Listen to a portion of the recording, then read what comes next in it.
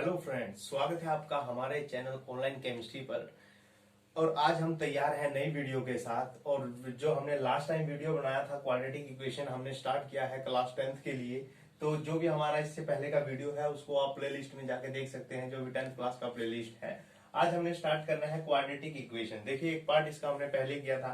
आज भी हमारे पास कुछ क्वेश्चंस आएंगे, लेकिन ये थोड़े डिस्क्रिप्टिव से क्वेश्चन है। आपको एक सिचुएशन दी जाएगी और आपको फाइंड करना है कि ये क्वाड्रेटिक इक्वेशन है या नहीं। लास्ट टाइम हमने डायरेक्ट इक्वेशन दी होती थी और उसको सोल्व करके देखना होता था कि वो क्वाड्रेटिक इक्वेशन है या नहीं। लेकिन इस टाइम आपको एक सिचुएशन दी गई है और उसको आपने पहले इक्वेशन में चेंज करना है, फिर आपने फाइंड करना है कि ये क्वाड्रेटिक इक्वेशन है या नहीं।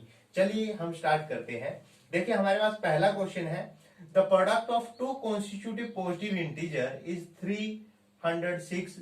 We need to find integers. हमें देखिए बाकी इंटीजर्स फाइंड करने हैं, लेकिन यहाँ पर हमने सिचुएशन सिर्फ इतनी देखनी है कि क्या ये क्वाड्रेटिक इक्वेशन है या नहीं। ठीक है, हमें इंटीजर फाइंड करने की जरूरत नहीं है, बस हमें ये बताना है कि जो ये सिचुएशन दी गई है क्वाड्रेटिक इक्वेशन है या नहीं। तो देखिए, हम स्टार्ट करते हैं कि product of two constitutive positive integer. देखिए, कॉन्स्टिट्यूटिव पॉजिटिव इंटीजर क्या होते हैं। जनरली जैसे हम इंटीजर पढ़ते हैं, जैसे पॉजिटिव इंटीजर है 1 2 3 4, जो ये सीरीज है इसी को हम कॉन्स्टिट्यूटिव इंटीजर बोलते हैं। जैसे 1 है, 1 के नेक्स्ट क्या है 2 है, 3 है, ये हमारे कॉन्स्टिट्यूटिव इंटीजर है जो एक सीरीज में आते हैं। ठीक है, जैसे 1 है, 1 के बाद अगला नेक्स्ट 2 है, 2 के बाद 3 है। तो हमारे पास यहाँ पर प्रोडक्ट दिया गया है दो कॉन्स्टिट्यूटिव इंटीजर का, पॉजिटिव इंटीजर है, वो कितना है 306 है। तो हमने लेट करके चलना है। देखिए, हमें फाइंड करने हैं इंटीजर। आप एक चीज ध्यान रखिए, अलजेब्रा के अंदर अगर हमें कोई सिचुएशन दी जाती है और कोई चीज फाइंड करने के लिए बोली जाती है तो हम उसी को लेट करके चल लेते हैं कि लेट करते हैं कि हमारे पास जो इंटीजर है वो x है, y है, z है, कोई भी इंटीजर हम लेट करके चलते हैं। देखिए, सबसे पहले हम लेट करते हैं कि let the first integer is, let the first integer is, देखिए हम फर्स्ट इंटीजर ले लेते हैं, या फिर ऐसे लेट कर ले, let the two constitutive integer is x and x plus 1। जैसे मैंने आपको अभी अभी बताया कि जो कॉन्स्टिट्यूटिव इंटीजर होते हैं वो इस तरह सीरीज में होते हैं 1 2 3। आपको पता है 2 कैसे आया है, जब हम 1 में एक और 1 जोड़ेंगे 2 आ जाएगा, इस 2 में एक और 1 जोड़ेंगे 3 आ जाएगा। तो इसी प्रकार जो कॉन्स्टिट्यूटिव इंटीजर होते हैं, अगर आपको 2 बोलता है तो आपने x और x प्लस 1 लेना होता है। अगर बोलते हैं कि 3 कॉन्स्टिट्यूटिव इंटीजर है तो हम क्या करेंगे x प्लस 2, उसमें 2 और जोड़ देंगे। ठीक है, ये हमारे कॉन्स्टिट्यूटिव इंटीजर होते हैं। यहाँ पर हमें 2 कॉन्स्टिट्यूटिव इंटीजर लेने हैं तो हम 2 कॉन्स्टिट्यूटिव इंटीजर लेके चल रहे हैं। और उनका जो प्रोडक्ट है, देखिए अकॉर्डिंग टू क्वेश्चन, जो हमें क्वेश्चन में दिया गया है कि जो प्रोडक्ट है 2 कॉन्स्टिट्यूटिव इंटीजर का, देखिए 2 कॉन्स्टिट्यूटिव इंटीजर है, उनका प्रोडक्ट हम ले लेते हैं। उनका प्रोडक्ट हमारे पास कितना दिया गया है 306।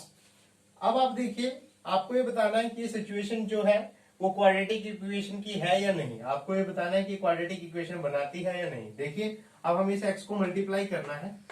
x को जब हम x से मल्टीप्लाई करेंगे x स्क्वेयर, प्लस x को 1 से मल्टीप्लाई करेंगे x is equal to 306।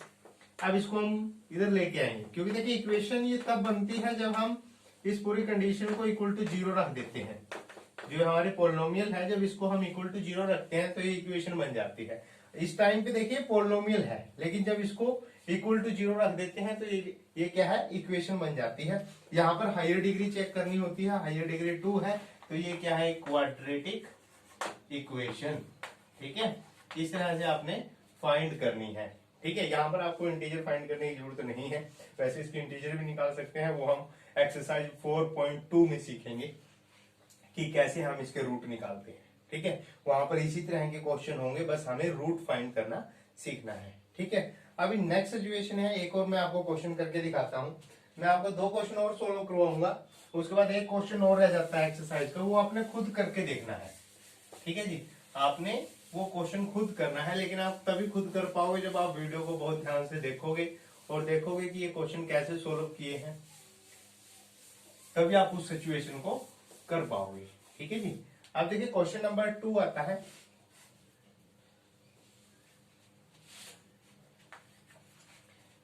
Question number second है, the area of A rectangular plot is 528। देखिए हमारे पास जो एरिया है, जो एरिया दिया गया है वो है रेक्टेंगुलर प्लॉट है, area of rectangle, area of rectangle वो कितना दिया गया है, 528 मीटर स्क्वायर है। इसके बाद है हमें जो लेंथ, सिचुएशन देखिए क्या है, सिचुएशन कहता है कि the length of the plot is 1 metre more than twice of its breadth. जो इसकी ब्रेथ है उससे 2 गुणे से 1 ज्यादा है। देखिए हमारे पास इस तरह का रेक्टेंगल होता है, ठीक है। अब इसकी आमने सामने की भुजाएं बराबर होती हैं, जो अपोजिट साइड्स हैं वो इक्वल होती है। अब इसको हम लेंथ बोलते हैं, ये लेंथ है और ये क्या है, ब्रेथ। हमें बोला गया है कि जो लेंथ है वो ब्रेथ के 2 गुणे से 1 अधिक है। तो यहां पर जो हमारे पास टोटल लेंथ है वो किसके बराबर है, 2b + 1, यानी ब्रेथ के 2 गुणे से 1 अधिक है, ठीक है। तो इसी सिचुएशन को हमने कैसे लेके चलना है, देखिए हम लेट करके चलते हैं कि हमारे पास हमें ना लेंथ का पता है ना ब्रेथ का, दोनों हमने फाइंड करनी है। फिलहाल यहाँ सिचुएशन हमने सोल्व करनी है और बताना है कि वो क्वाड्रेटिक इक्वेशन है या नहीं। तो देखिए हम लेट करके चल पड़ते हैं कि माना जो हमारे पास चौड़ाई है, लेट द ब्रेथ इज, जो ब्रेथ है हमारे पास, breadth of rectangle, breadth of rectangle कितनी है, x मीटर हम लेके चल रहे हैं। तो हमारे पास जो लेंथ होगी, जो हमारे पास लेंथ होगी वो हमें बताया गया है कि इसके दुगने से 1 अधिक है। इसका दुगना कितना हो गया, इसका 2 टाइम्स 2x हो गया और उससे 1 अधिक मतलब 2x + 1। तो हमारे पास ये ब्रेथ है और ये क्या है, लेंथ है। अब देखिए एरिया हमें दिया गया है, एरिया ऑफ रेक्टेंगल किसके बराबर होता है, देखिए एरिया ऑफ रेक्टेंगल वो होता है लेंथ इंटू में ब्रेथ। अब एरिया हमारे पास है 528 और हमारे पास लेंथ कितना है, 2x + 1 है और हमारे पास जो ब्रेथ दिया गया है वो x है। अब इसको हम मल्टीप्लाई करेंगे, देखिए 2x² और x को 1 से मल्टीप्लाई करेंगे x, और यहाँ पर कितना है 528 है। इसको हम उधर ले जाएंगे तो उस साइड जाके माइनस हो जाएगा, इक्वेशन ये बनेगी 2x² + x और ये इधर जाके निशान चेंज हो जाएगा, ठीक है। जो इधर प्लस का है वो इक्वल से दूसरी साइड जाके माइनस का हो जाएगा, इज इक्वल टू 0। तो देखिए यहाँ पर हायर डिग्री कितनी है, 2 है। अगर सबसे हायर डिग्री 2 है तो इसका मतलब ये क्या है, क्वाड्रेटिक इक्वेशन, ठीक है जी। ये हमने सोल्व करना था कि क्वाड्रेटिक इक्वेशन है या नहीं, ठीक है जी। इस प्रकार एक और एग्जांपल हम देख लेते हैं और एक एग्जांपल आपके लिए प्रैक्टिस रहेगा, उसको आपने खुद से सोल्व करके देखना है, ठीक है जी।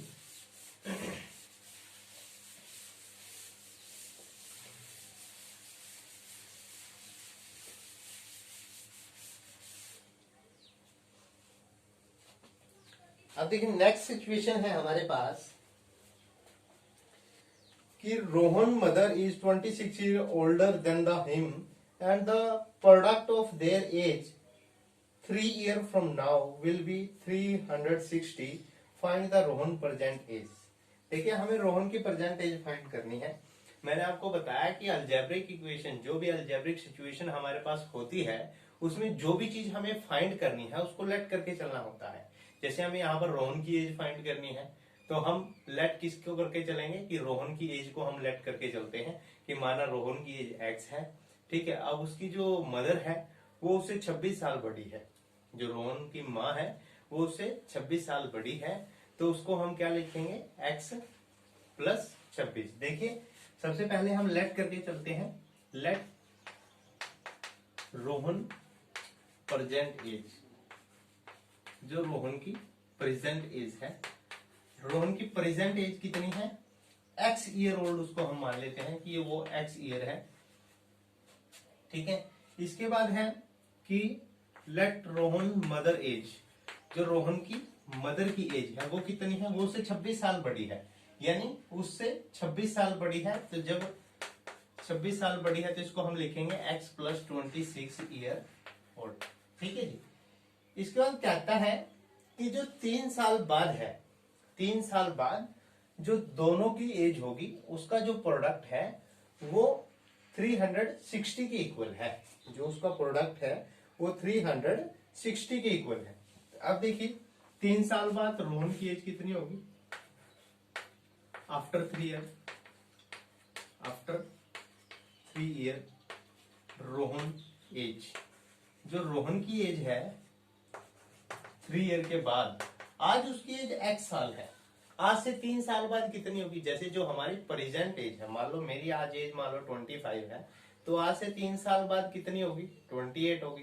तो इसका मतलब जो आज से 3 साल बाद की जो एज है वो हमने उसमें ऐड करनी है। आज उसकी एज है x साल, तो आज से 3 साल बाद कितनी होगी? x plus 3, x plus 3 year होगी। ठीक है, x प्लस 3 ईयर आ जाएगी।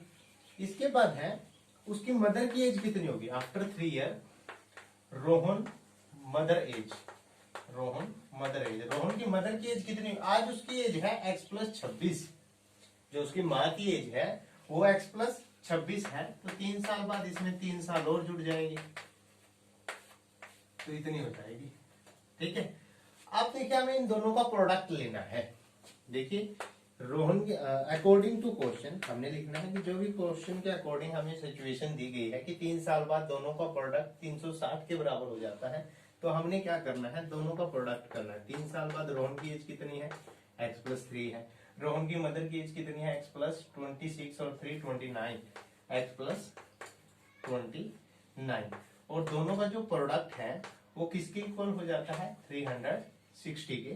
तो देखिए इसको हमने सिचुएशन को सोल्व करना है और फाइंड करना है कि ये क्वाड्रेटिक इक्वेशन है या नहीं। देखिए x को हम x से मल्टीप्लाई करेंगे, x स्क्वायर है, प्लस x को 29 से मल्टीप्लाई करेंगे 29x, और 3 को x से मल्टीप्लाई करेंगे 3x, और 3 को 29 से मल्टीप्लाई करेंगे, ये हमारे पास आता है। अब देखिए आपके पास x स्क्वायर है, 29 और 3 32 x हो गया, और इसको हम इधर ले आते हैं 87 माइनस 360 इज इक्वल टू 0। इसको हम सोल्व कर लेते हैं।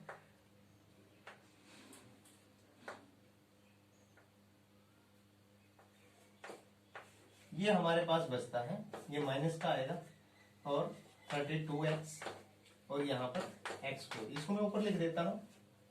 देखिए जो हमारे पास सिचुएशन आई है, जो ये इक्वेशन है वो ये आ गई है,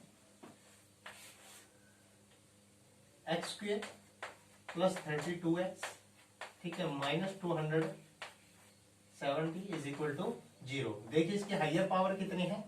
2 है, तो it is a quadratic equation. तो ये क्या है? क्वाड्रेटिक इक्वेशन है। ठीक है, तो इस तरह से हमने क्वाड्रेटिक इक्वेशन को फाइंड करना होता है। तो हमने देखना था कि ये क्वाड्रेटिक इक्वेशन है या नहीं। तो हमारे पास ये कुछ सिचुएशन थी जो हमने देखी कि क्वाड्रेटिक इक्वेशन है या नहीं। इसके अलावा एक और क्वेश्चन रहता है, वो क्वेश्चन आपने खुद करना है। ठीक है जी, उस क्वेश्चन को आप खुद करके देखिए। आज हमारी ये एक्सरसाइज कंप्लीट है, एक्सरसाइज 4.1। अगर आपको किसी भी क्वेश्चन में कोई भी दिक्कत आती है तो आप कमेंट के माध्यम से उसे हमें पूछ सकते हैं। अगर वीडियो अच्छी लगी है तो वीडियो को लाइक और चैनल को सब्सक्राइब जरूर से जरूर करें। Happy learning.